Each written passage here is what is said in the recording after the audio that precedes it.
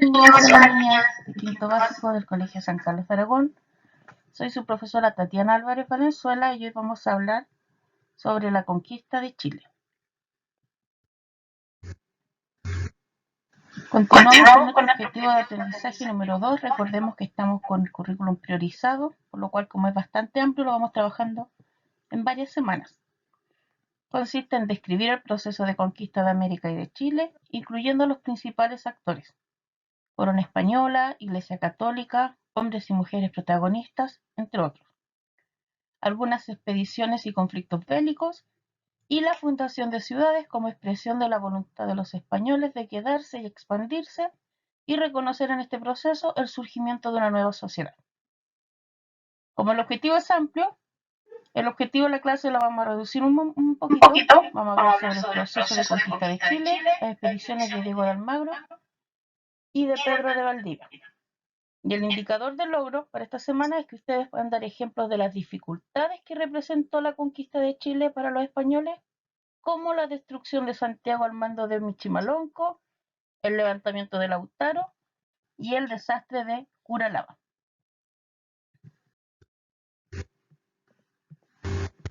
Ese día hablamos sobre la conquista del México, cómo fue doblegado el Imperio Azteca a través de Hernán Cortés, posteriormente la conquista del Perú a través de la expedición de Francisco de Pizarro, y ahora vamos a adentrarnos de lleno al caso chileno.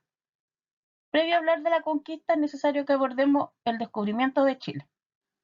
Y es ahí donde surgen dos nombres: Hernando de Magallanes o el señor Diego de Almagro. Por un lado, se considera que Hernando de Magallanes fue el descubridor porque fue el primer español en tener contacto con territorio chileno, posteriormente llamado Chile, obviamente, ya que durante el año 1520 recorre las costas del extremo sur del país, descubriendo un paso entre el Océano Pacífico y el Atlántico, el cual se conoce hoy en día, en honor a su expedición, como el Estrecho de Magallanes. A través de la bitácora de este viaje se encuentran relatos de este expedicionario sobre las características del territorio, los habitantes que habían en el extremo sur, y en algunas partes que él tuvo contacto con tierra, que él tocó tierra del extremo sur de nuestro país, y por ende se le reconoce a él como el descubridor.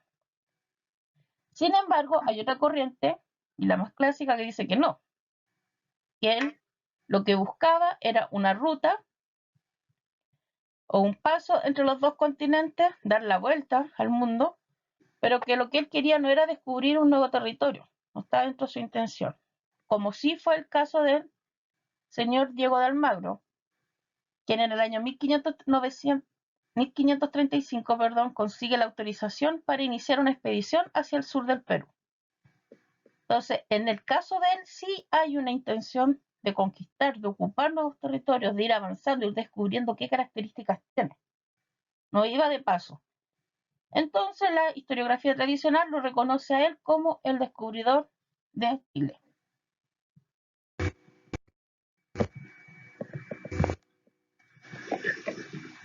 Entonces, Diego de Almagro se considera el descubridor y el primero que inicia una expedición hacia el sur de Perú, territorio chileno,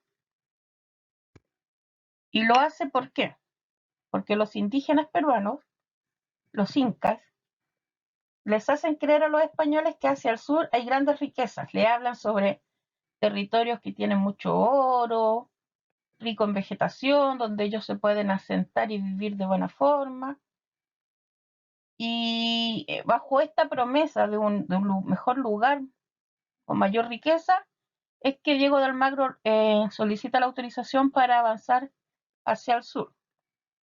Para esto, él invierte casi toda su fortuna en la expedición, que parte en 1535, y sigue el camino de los Andes hacia el sur con una hueste de cerca de 500 españoles y algunos miles de indígenas. En el camino tuvo importantes pérdidas tanto de hombres como de caballos, pertrechos también que tuvieron que irlos dejando debido al debilitamiento y al cansancio, la falta de comida, las bajas temperaturas, la cordillera de los Andes. La ruta escogida fue, aquí están los números en el mapa. Primero, inicia el viaje a través de la cordillera Los Andes. Un camino muy difícil, las condiciones climáticas, por un tema de altura, es muy difícil el frío, ¿ya? Hizo que prácticamente se viera muy reducida la hueste del señor Diego de Almagro. En el número 2, acá en el mapa, señala que en el año 1536 la expedición llega al valle de Copiapó y más tarde al valle del río Aconcagua. ¿Qué es lo que se encontró en esta parte Diego de Almagro? De riqueza prometida por los indígenas del Inca, no encontró nada de ello, al contrario, encontró un grupo indígena bastante hostil. Los nativos que lo habitaban no se dejaron dominar, por lo cual Almagro decide regresar al Cusco, pero como por la experiencia previa de cómo fue de dificultoso la ruta por la cordillera de los Andes, esta vez él decide hacerlo a través del desierto de Atacama,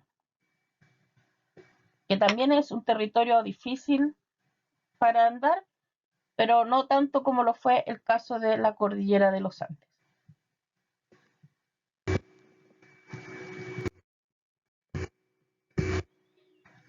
Al retornar al Cusco, Diego de Almagro relata la miseria que le encontró en el territorio chileno, o posteriormente chileno, muy desilusionado, deja muy mal la imagen del territorio y se enfrenta en un proceso de una guerra civil con Francisco Pizarro. Se enfrenta a él, es derrotado en la batalla de las Salinas y ejecutado en el año 1538. ¿Por qué es importante este conflicto? Porque en esta batalla se distinguió el capitán Pedro de Valdivia, que era leal a Pizarro, y una vez que Pizarro logra la victoria, le otorga a Valdivia un pago por su lealtad, una hacienda, una mina de plata, una encomienda que es un grupo de indígenas, los cuales deben trabajar y son mano de obra para Valdivia. Y surge esta figura bien importante para lo que la historia posterior chilena. Y entre ese pago por los servicios prestados hacia Pizarro, él recibe la autorización para iniciar una nueva expedición al sur de Chile. Recordemos que al sur de Perú, que es Chile. Recordemos que Chile lo quedó como un buen prestigio, se hablaba de la miseria que había en Chile y se hablaba de forma bien peyorativa a los de Chile, así como el territorio donde no hay nada bueno.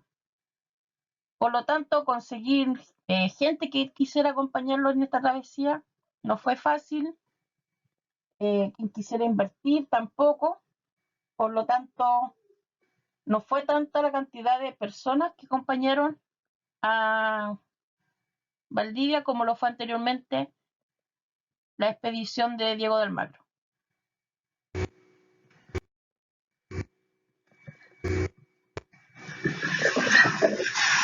Pedro de Valdivia costea con su riqueza la expedición, pero logra juntar como les decía anteriormente, un grupo más reducido de hombres y se asocia con el señor Pedro Sancho de la Hoz, e Inés de Suárez. ¿Ya? La única mujer de esta expedición española y que la historia cuenta que tenía una cierta relación sentimental extramarital con el señor Pedro de Valdivia, ¿ya? Que para dato histórico en realidad no nos interesa tanto, pero muy importante, después lo vamos a ver en ciertos acontecimientos y dentro de los inicios de la historia en el periodo de conquista de Chile resalta bastante la figura de Inés de Suárez. Parte desde el Cusco a comienzos de 1540. ¿Qué es lo que tuvo de suerte, se podría decir, Valdivia, que no tuvo Almagro? Fue justamente los relatos de la primera expedición. Y ya se sabía que la ruta por los Andes fue tan peligrosa, redujo tanto la cantidad de hombres y pertrechos. Obviamente, Valdivia lo que hizo fue no tomar la ruta de los Andes, de la cordillera, e inicia, acá está con el número 4 marcado en el mapa, la ruta a través del desierto de Atacama. Logra llegar al valle del río Copiapó,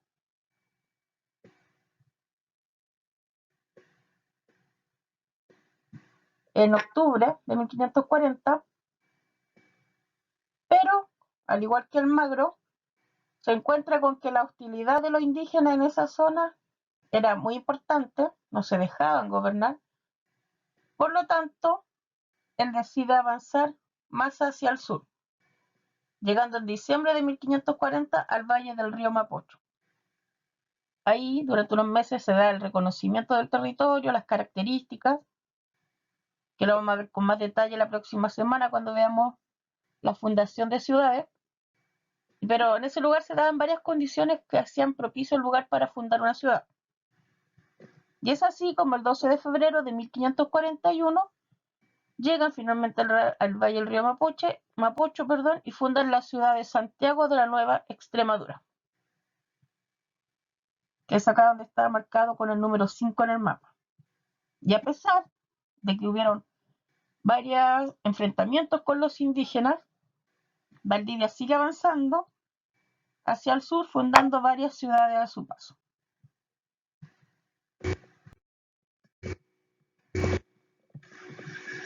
Como ya les comenté anteriormente, tanto la expedición de Almagro como Pedro Valdivia, los indígenas del territorio chileno eran bastante hostiles, no se dejaron doblegar tan fácilmente como lo fue con el imperio inca o el imperio azteca, por un tema de organización, de que no estaban acostumbrados a obedecer, porque no tenían una organización tan jerárquica como lo tenían los anteriores nombrados. ¿Se acuerdan que lo vimos también en la clase anterior? Entonces, así como se dan 3 levantamientos súper importantes que vamos a analizar hoy día, que es la resistencia indígena. El primero ocurre el 11 de septiembre del mismo año 1541 a través del cacique Michimalonco. En esta fecha, en ausencia de Pedro de Valdivia en la ciudad, que estaba viendo unas minas de plata en los alrededores por esos días, el cacique Michimalonco junto a un grupo de hombres atacan la recién fundada ciudad de Santiago. Destruyen y queman casi en su totalidad, destruyendo todo lo que habían avanzado en estos meses. ¿Cómo se logró detener esto? Aquí es donde surge la figura de Inés de Suárez, quien contribuye bastante en la defensa de la ciudad, y toma un grupo de indígenas, en algunas fuentes hablan de 3, otros dicen que son más, toma un pequeño grupo de indígenas que fueron detenidos en el ataque, que los atrapan, y los manda a decapitar, les cortan las cabezas, ponen sus cabezas en unas lanzas o estacas, para poder amedrentar el ataque, y de esa forma logra frenar, o si no se habría destruido en su totalidad y habrían sido asesinados todos los vecinos de la ciudad de Santiago de la Nueva Extremadura.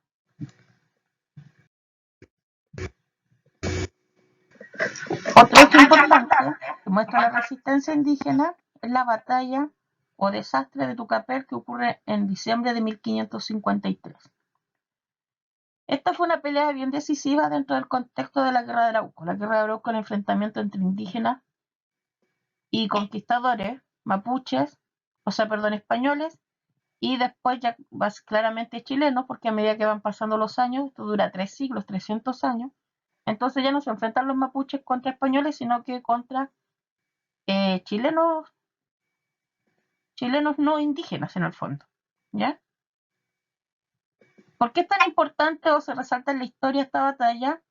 Porque muere Pedro de Valdivia en la loma de Tucapel, por eso recibe este nombre, en la 8ª región. En la primera imagen se muestra cómo lo lograron tomar prisionero.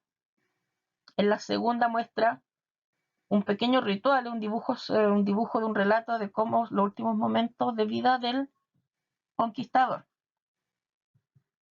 Y en la parte de abajo dice Batalla de Tucapel, el ejército mapuche de Lautaro vence a los realistas y ejecuta al gobernador Pedro de Valdivia. La fecha 25 de diciembre de 1553. En algunos relatos también aparece como 1 de enero del 54. Ya son dos fechas que aparecen, pero la más aceptada es 25 de diciembre, o la noche del 24 al 25. ¿Qué es lo importante acá? La figura de Lautaro, cacique indígena mapuche, que fue criado, se podría decir, o trabajó desde pequeño bajo las órdenes o en la casa de Pedro de Valdivia.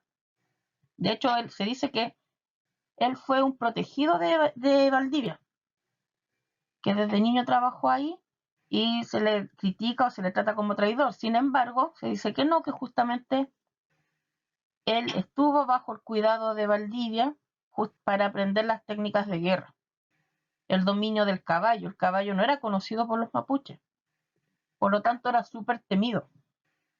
Y Lautaro, al estar en contacto con el conquistador, conoció el uso del caballo, lo dominó de forma casi perfecta o mucho mejor que los españoles, y fue enseñándole todos estos conocimientos que adquiría viviendo con los españoles a los indígenas, a los mapuches. Por lo tanto, es muy importante la figura de Lautaro para la resistencia indígena. Se habla de la muerte de Pedro de Valdivia, que fue torturado bajo rituales en los cuales bebían su sangre, con sus huesos construían flautas, que le arrancaron el corazón. Son varios los relatos. Ya, pero esto, ¿qué fue lo importante? De que el haber logrado matar al conquistador para los mapuches fue una señal de mucho triunfalismo, y desde ahí en adelante se intensifica la guerra de Arauco, ya los enfrentamientos entre mapuche e indígenas, y le da como revitalidad al movimiento indígena.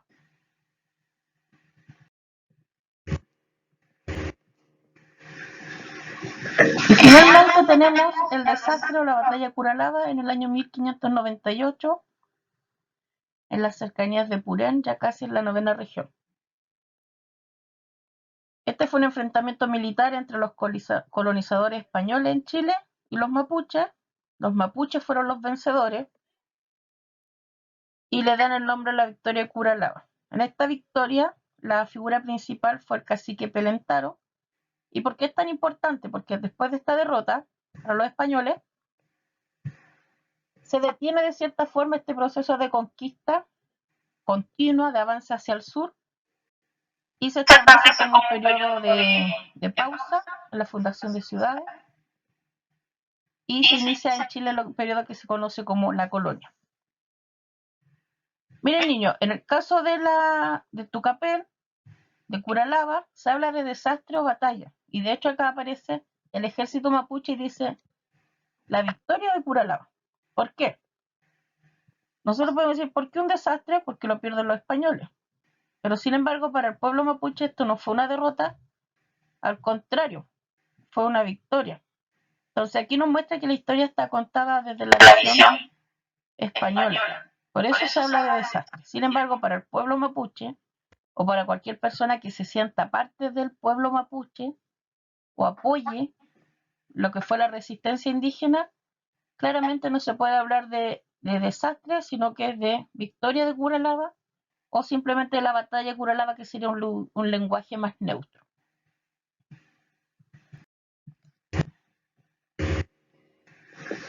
Muy bien, entonces así conocimos cómo fue la expedición de Diego de Almagro, posteriormente la de Pedro de Valdivia, y para la próxima semana vamos a ver el proceso de fundación de ciudades. Para esta semana les dejo una actividad cumpliendo el objetivo o el indicador de logro que esperamos, que es que ustedes puedan dar ejemplo de las dificultades que representó la conquista de Chile para los españoles. Y ya que conocimos los 3 casos de el levantamiento de Michimalonco, el desastre de Tucapel y el de Curalaba, ustedes se van a situar en el contexto de estos enfrentamientos entre conquistadores e indígenas y van a asumir un punto de vista y van a relatar en formato de carta, como que ustedes hubieran vivido ese momento, cómo creen que fue y que lo relaten. Ustedes deciden a quién se lo mandan. A un familiar, a un historiador, a un amigo, a quien ustedes quieran, siguiendo las instrucciones que yo les voy a dejar en una guía que se va a llamar Guía Conquista de Chile.